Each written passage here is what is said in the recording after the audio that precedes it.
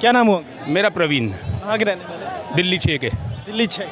क्या लग रहा है 2024 का चुनाव किस तरफ जा रहा है? देखो 2024 का जो चुनाव है ना, एक तरफा होगा।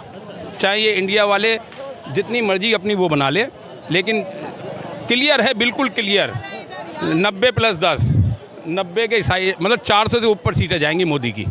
अकेला मोदी ले जाएगा। और क्या कर दिया? मोदी ने बहुत कुछ किया है।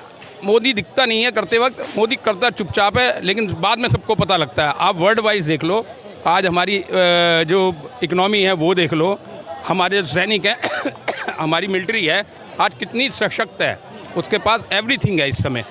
आप ये नहीं कह सकते, मेरे से नहीं पूछिए, आप मिलिट्री के किसी भी छोटे से छोटे उससे सैनिक से और बड़े से बड़े उससे पूछ लीजिए, वो सब बोलते हैं, क्या हुआ, वो सब बोलते हैं कि मोदी के आने के बाद हमारा जो रहने का, खाने का और हर चीज़ का, हम बड़े सेफ़ हैं, हमारे को हर चीज़ मिल रही है। तो मैं तो यही कहूँगा कि आने वाला समय जो है अभी भी बीजेपी का, आने वाले कम से कम 20 साल बीजेपी को कोई नहीं हिला सकता। 20 साल अभी 100% है। 2029 के बाद देख लेना आप, या तो हमारे बाबा जी आएंगे यूपी के, या फिर गडकरी आ जाएगा। आएगा जरूर। मतलब बीजेपी ने ऐसा कर दिया कि अभी 20 साल बीजेपी को और रहना है। 100%, क्योंकि ओपोजिशन के पास कुछ नहीं है, फेज नहीं है, उनके पास ताकत नहीं है, उनके पास विज़न नहीं है, उनके पास विज़न नहीं है। विज़न भी तो होना चाहिए। जैसे पहले अपने बीजेपी के पास चेहरा नहीं था, बीजेपी लड़ रही थी 78 से लेके 2014 तक लड़ी ना। आज बीजेपी के पास सब कुछ है, विजन भी है, चेहरा भी है, उनके पास मंत्री भी अच्छे हैं, काम करने वाले लोग हैं, जैसे नितिन गडकरी है। लोग कहते हैं नितिन गडकरी एक ऐसा आदमी है कि जो देश को आगे ले जाने में सक्षम है, हम भी कहते हैं, लेकिन मोदी के बाद, मोदी तो चले जाएंगे 2029 के बाद, वो 2029 के बाद नहीं लड़ेंगे, वो नेचुरल है, क्योंकि ये संघ का नियम है, 74 हो जाएगा, वो निकल लेंगे वो।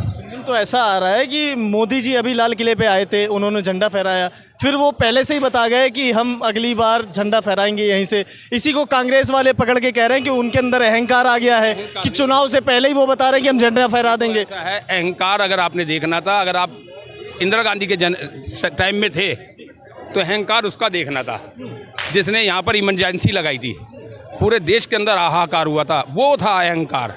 मोदी कोई अहंकारी नहीं है। मोदी अगर अहंकारी होता, जो इसको उल्टी सीधी गालियां देते हैं इन सबको अंदर कर देता, नहीं करता। वो अपने तरीके से चलता है। तो ईडी और सीबीआई का अपने हिसाब से इस्तेमाल करते हैं, विपक्ष की आवाज़ को दबाने के लिए ईडी सीबीआई को लगा रखे हैं। जो सत्ता में होता है ना, आप एक बात ध्यान रखना, जो सत्ता में होता है काम उसी का होता है और नाम भी उसी का होता है। अगर सही कर रहा है तो भी वही है, गलत कर रहा है तो भी वही है। अगर आज मोदी ईडी को इस्तेमाल करके, पुलिस को, सीबीआई को इस्तेमाल करके करप्शन को कंट्रोल कर रहा है, वो हम और आपके लिए, हमारे टैक्स का पैसा बचाने के लिए है। जो टैक्स का पैसा, आज आपको पता है दिल्ली के अंदर केजरीवाल बैठा है, उसने दिल्ली वक्फ बोर्ड को पिछले 5 सालों के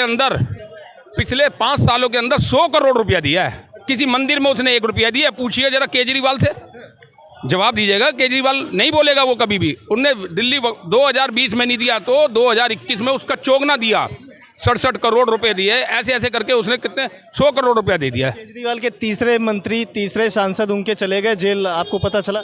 आपको ये पता? बिल्कुल पता है। आपको ये नहीं पता, कल परसों की न्यूज़ में था, जो मनीष सिसोदिया जी हैं उन्होंने क्लियर कर दिया, उन्होंने पैसा नहीं खाया है, उन्होंने आतिशी को दिया है और राघव चड्ढा को दिया है। अब चड्ढा की चड्डी उतरेगी जब पता लगेगा लोगों को। उसने शादी तो कर ली अरबपति लड़की से, लेकिन अब वो अंदर जाएगा, क्योंकि उसका वो वाला मकान भी ले लिया गया जो कह रहा था 7 कमरे का फ्लैट चाहिए मुझे। 7 कमरे के फ्लैट और 6 कमरे के फ्लैट में कोई अंतर नहीं होता।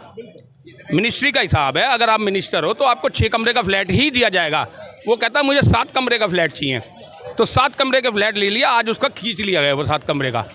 आने वाले समय में आप देख लेना, 80% आम आदमी पार्टी वाले अंदर जाएंगे, जो हाई लेवल पे है, ऊपर 80% चले जाएंगे ऊपर के, देख लेना सारे निकल लेंगे। ये आतिशी भी जाएगी और राघव चड्ढा भी जाएगा। कह रहे हैं गठबंधन से डर गई है भाजपा सरकार, इस वजह से ईडी सीबीआई का सहारा ले रही है। देखो ईडी सीबीआई तो नाम ये करेंगे, ये तो झूठ सच की राजनीति है। जब तक ये नहीं पीटेंगे तो ये सिंपल आदमी कैसे मानेगा कि मोदी गलत है? जो पढ़ा लिखा आदमी कहेगा मोदी गलत नहीं है। गलत ये लोग हैं जो गलत को सच करना चाहते हैं। गलत को सच कहेंगे तो लोग सच ही मान लेंगे उसे।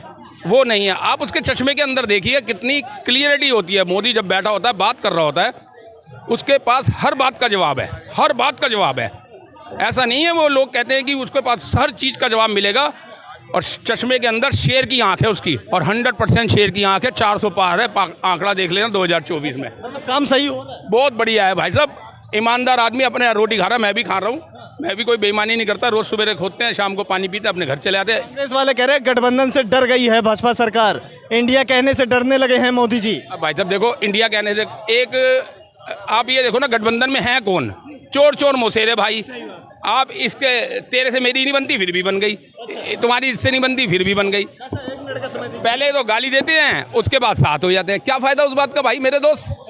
आज एक बात बताओ ना, यही आम आदमी पार्टी वाला केजरीवाल कांग्रेस को गालियां देता था, इनके सारे चिट्ठे खुलवाऊंगा, आज उनके साथ गठबंधन कर रहा है। फिर कहाँ की राजनीति है ये जनता को बेवकूफ़ बनाने की राजनीति है। आप समझ लो, मतभेद हो सकते हैं, मनभेद हो गया ना तो दंगे करवा देंगे ये लोग।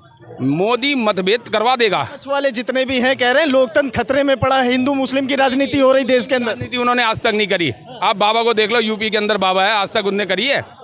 वो कहता है मतभेद नहीं होना चाहिए। मनभेद तो सब में होता है, तुम्हारे में भी है, मेरे में है, घर में 5 आदमी है, सब में मनभेद होता है, लेकिन रहते एक छत के नीचे है। तो ये बात है भाई, आगे आने वाला समय बताएगा। आप भी यहीं और हम भी हैं। 2024 का चुनाव देखना, बड़े अच्छे ढंग से लड़ा जाएगा, बहुत बढ़िया तरीके से। कब होगा ये बता दो।